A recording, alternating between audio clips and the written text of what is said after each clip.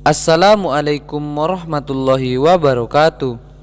Kisah ini berjudul Ahli Ibadah yang mendapat siksa kubur karena tusuk gigi. Zaman dahulu ada seorang ahli ibadah. Ia melaksanakan sholat dengan baik, ia menunaikan zakat dengan baik, menunaikan puasa pun demikian halnya. Bahkan ia telah menyempurnakan rukun Islam yang kelima dengan berangkat ke tanah suci Mekah guna melaksanakan ibadah haji. Singkat cerita, pada suatu hari sang ahli ibadah ini kemudian meninggal dunia.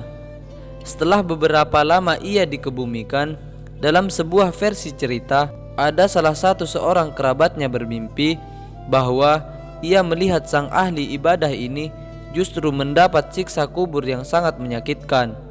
Jasadnya sudah tidak lagi terbaring, tapi terduduk dan dari mulutnya keluar api terus-menerus. Pada hari berikutnya, sang kerabat itu memimpikan hal yang sama. Ia melihat ahli ibadah itu disiksa di dalam kuburnya. Lalu ia bertanya kepada sang ahli ibadah, dosa apakah gerangan yang membuatnya mendapat siksa kubur?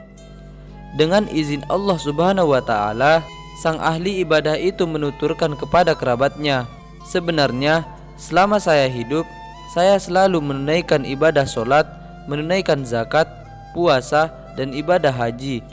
Hanya suatu ketika saat saya pulang dari sebuah acara, saya mengambil sekarat bambu untuk dijadikan tusuk gigi tanpa meminta izin dari orang yang punya pagar.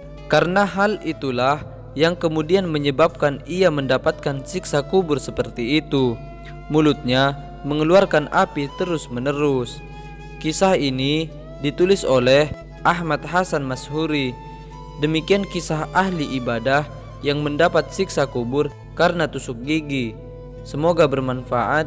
Wassalamualaikum warahmatullahi wabarakatuh.